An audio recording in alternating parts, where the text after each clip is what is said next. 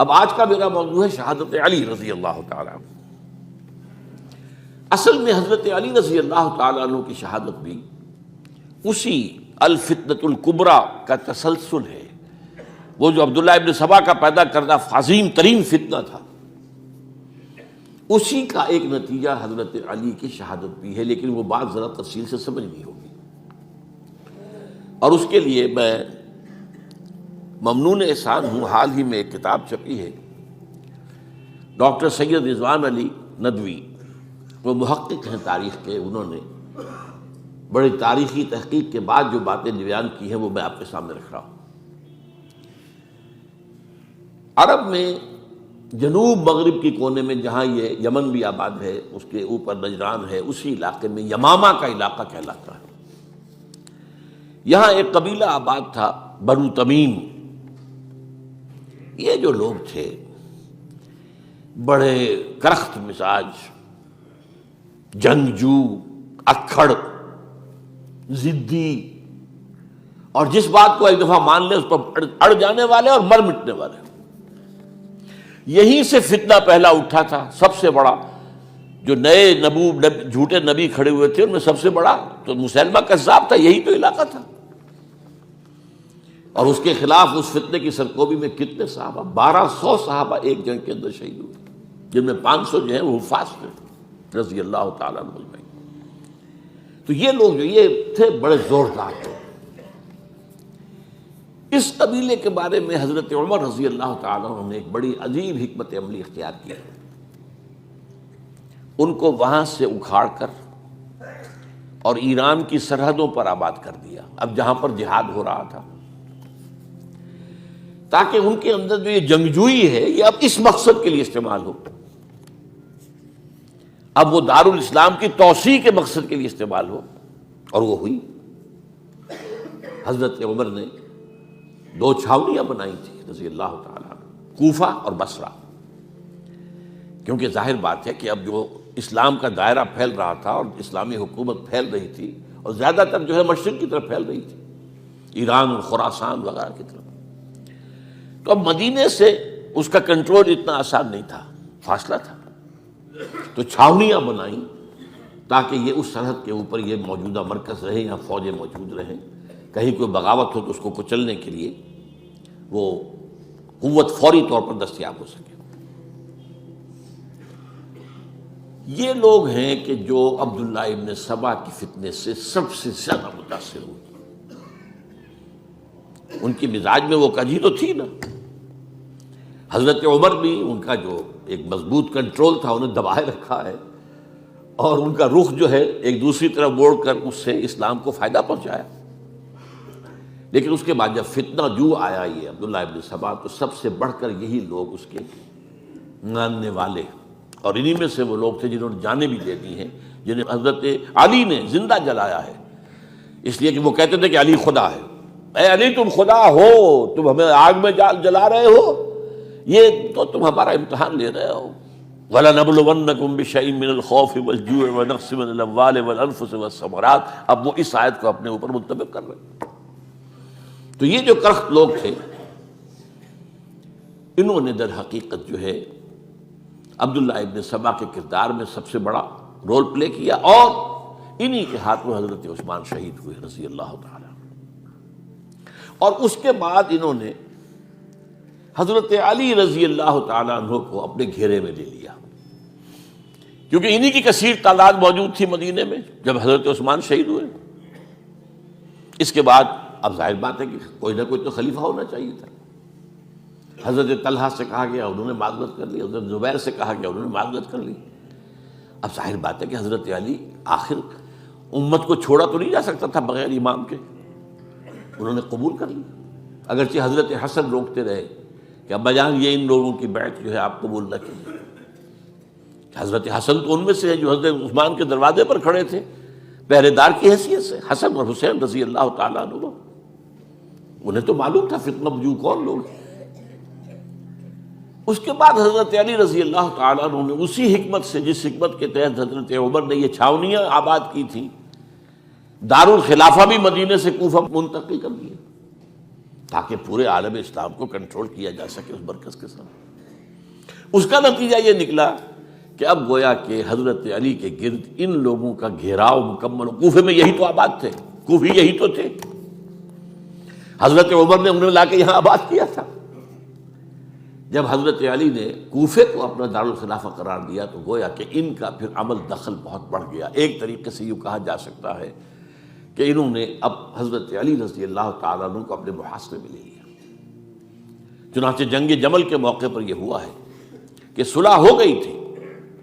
حضرت عائشہ رضی اللہ تعالیٰ عنہ کے جو نمائندے تھے اور ادھر سے حضرت علی، صلح ہو گئی تھی. طے ہو گیا تھا کہ ہاں قاتلین عثمان کو جو ہے اس کو سزا دی جائے گی، قصاص لیا جائے گا حضرت عثمان کی قتل کا. لیکن ان لوگوں نے 10,000 آدمی کھڑے ہو گئے کوفے کے اندر، ہم سب قاتل ہیں عثمان کے، لوگ قصاص ہم سے اگر لے سکتے ہو. جس کے نتیجے میں اور انہوں نے جنگ شروع کر دی. اور جب جنگ شروع ہو جائے تو پھر اس کے بعد تو کوئی نہیں دیکھ سکتا کیوں شروع ہوئی، کیسے شروع ہوئی، کس نے شروع کی. اب تو یا مارو یا مرو، دو ہی باتیں ہوتی. 10,000 مسلمان ایک رات میں شہید ہوئے جنگ جمل. اب اس کے بعد حضرت علی رضی اللہ تعالیٰ عنہ کی خلافت جو ہے حضرت امیر معاویہ نے ماننے سے انکار کر دیا. جب تک قاتلین عثمان کو سزا نہیں دیتے ہم بیعت نہیں کریں گے.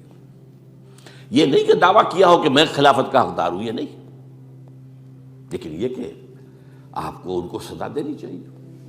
اب یہ تھا وہ مخمصہ جس میں حضرت علی رضی اللہ تعالیٰ عنہ وہ فرماتے تھے تم میرا ساتھ دو تو میں ان قاتلین عثمان سے سزا جو ہے ان کو سزا دے سکتا. ادھر انہیں پتا تھا کہ میں سرنڈر کرتا ہوں تو مجھے علی تک تو پہنچنے کوئی نہیں دے گا، راستے میں ختم کر دیں گے رضی اللہ تعالیٰ عنہ. تو یہ پیچ تھا ایک جو ایسا پڑا ہے. اب اس میں جب حضرت معاویہ اور حضرت علی کے مابین فیصلہ کن جنگ ہوئی، جنگ صفین جسے کہتے ہیں، جس میں 70,000 مسلمان ایک دوسرے کی تلواروں، تیروں، نیزوں سے قتل ہوئے. اس موقع پر حضرت معاویہ کی طرف سے ایک آفر آئی. قرآن مجید کو نیزے پر اٹھا کر لوگوں نے کہا کہ یہ خونریزی بند کر دو، ہم قرآن کا فیصلہ ماننے کو تیار ہیں. حضرت علی دیکھ رہے تھے کہ یہ اصل میں میری فتح کو شکست سے بدلنے کا پروگرام ہے.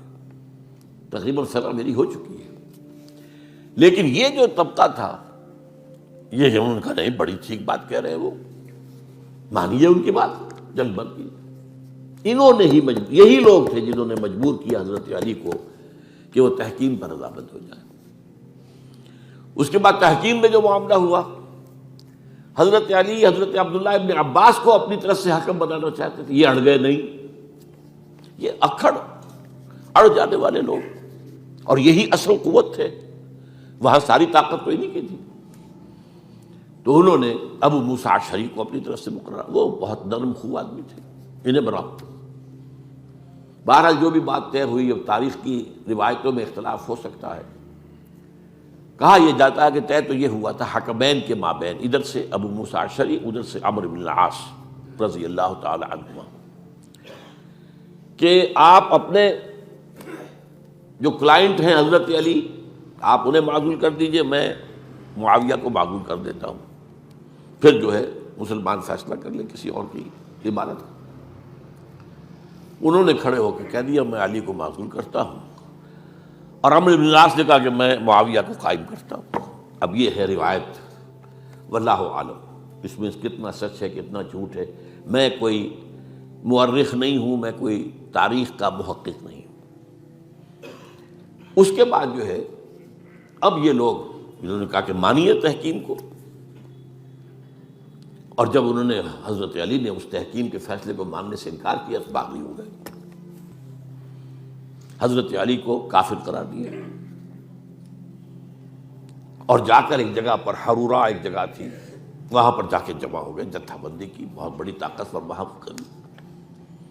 انہوں نے طے کیا کہ علی بھی کافر ہو گیا، معاویہ بھی کافر ہو گیا، عمرو بن العاص بھی کافر ہو گئے، سب کافر ہیں. حضرت علی کی طرف سے ایک گئے سفیر ان سے بات کرنے کے لیے، تو انہوں نے کہا تم ہی نے تو کہا تھا کہ تحکیم کو تسلیم کرو، کہ ہاں ہم نے گناہ کیا تھا، کفر کیا تھا، ہم توبہ کی ہم نے. اگر علی بھی مان لے کہ میں نے مان کر کفر کیا تھا، اب میں توبہ کرتا ہوں، تو ہم ان کی بات مان لیں گے. اب حضرت علی اس طرح کا جھوٹ کیسے بولتے ہیں؟ انہوں نے تو کوئی کفر نہیں کیا تھا. بہرحال انہوں نے پھر بھی نرمی برتی کہ دیکھو اگر تم کوئی خونریزی نہیں کرو گے، فساد نہیں مچاؤ گے، تو میں تمہیں کچھ نہیں کہوں گا. لیکن وہ اپنی ان شرارتوں سے بعد نہیں آئے. تو پھر تیسری جو بڑی جنگ ہوئی ہے ان جنگوں میں، جنگ نہروان کہلاتی ہے، حضرت علی کی جنگ خوارج کے ساتھ، جس میں 4000 خارجی جو ہیں وہ قتل ہوئے. اور یہ بات اب آپ نوٹ کر لیجئے کہ یہ لوگ جیسا کہ اکھڑ بھی تھے لیکن اپنی بات پر ڈٹ جانے والے تھے، لیکن ساتھ ہی دیندار بھی تھے، نمازی اور روزہ دار بھی تھے. یہ اس طرح کے لوگ نہیں تھے کہ جو فاسق اور فاجر ہو. بس یہ مزاج کا ایک ہے، جو بات دل میں بیٹھ گئی اڑ گئے. تو یہ اصل میں انہوں نے پھر فیصلہ کیا کہ اور تو ہمارے بس میں اب کچھ نہیں ہے، ان تینوں کو قتل کر دیا جائے، علی کو بھی اور معاویہ کو بھی اور عمرو بن العاص کو بھی. تو ایک جگہ ان کی سازش ہوئی، 3 آدمی معین ہو گئے، ایک ہی وقت کا طے فیصلہ ہو گیا، فلاں تاریخ کو فجر کے وقت تم جاؤ، وہ تم کوفے کی جامع مسجد میں، جب علی نماز جماعت کرا رہے ہو خنجر مارو انہیں. اور یہ اس کا نام ابن ملجم تھا، خارجی، یہ وہی لوگ بنو تمیم کے لوگ. دوسرا جو تھا وہ دمشق میں حضرت معاویہ کو قتل کرنے، شہید کرنے کے لیے پہنچ گیا.